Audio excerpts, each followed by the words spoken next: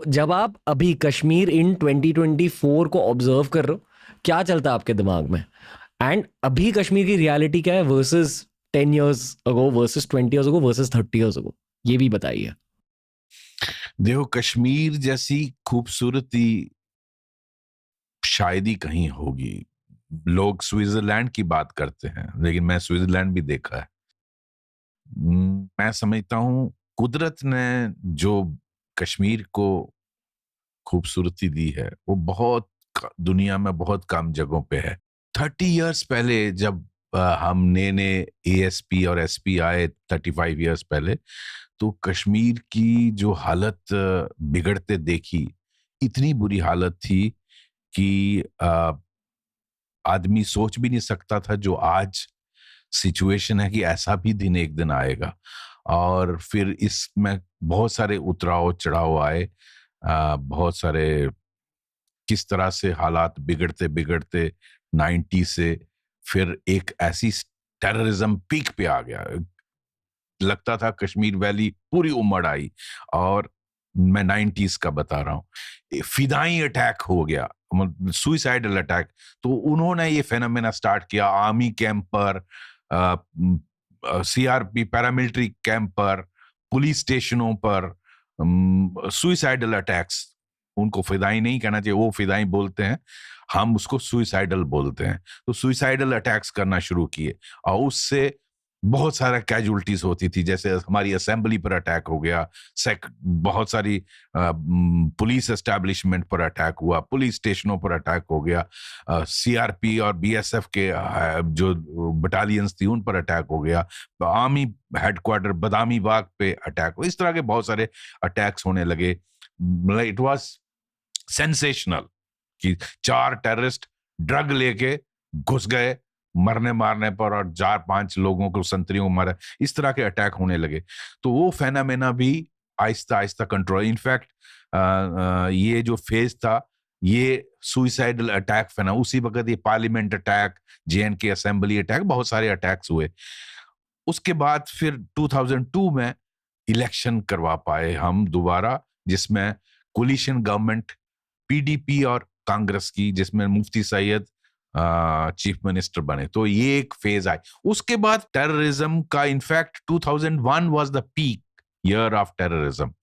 और उसके बाद टेररिज्म डाउन होने लगा, क्योंकि साइमल्टेनियसली एक इशू हुआ, जो ये पूरा बॉर्डर एरिया था, इंटरनेशनल बॉर्डर और एलओसी। इंटरनेशनल बॉर्डर है हमारे अखनूर तक, from Kathua district to Akhnoor, Jammu region का, और उसके बाद एलओसी पड़ता है।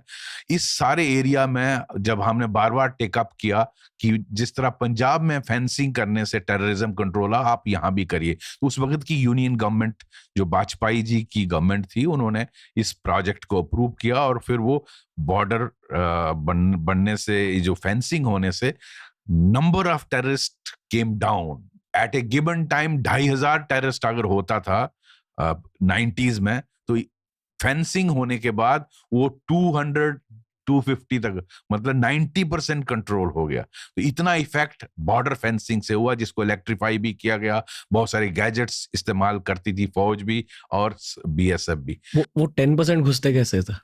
वो भी घुसते थे उसमें। देखो, पाकिस्तान एक ऐसा डूबियस नेशन है, वो कुछ भी करेगा इसके लिए। जैसे आप पहले क्या होता था, टेररिस्टों को गाइड्स ले जाते थे, टेररिस्टों को इन्फिल्ट्रेट कराने के लिए गाइड्स का इस्तेमाल किया जाता था। वायरलेस पे बोलते थे कि आरएसपुरा में वो गाइड है, उसके साथ कांटेक्ट पाकिस्तान आईएसआई एजेंसी। क्योंकि हमारे बीच भी ऐसे लोग हैं जो देशद्रोही हैं, जो इन मदद करते हैं, पैसे के लिए करते हैं, किसी चीज के लिए भी करते हैं। स्मगलर्स को यूज करते थे, जो ट्रांस बॉर्डर स्मगलर्स होते हैं, जो पाकिस्तान की चीज इधर और इधर की चीज उधर करते हैं, ड्रग्स लाने में मदद करते हैं। तो उन लोगों का इस्तेमाल करता था पाकिस्तान। जब फेंसिंग हो गई तो फेंस के नीचे से टनल निकालते, उसमें से टेररिस्ट निकलते हैं।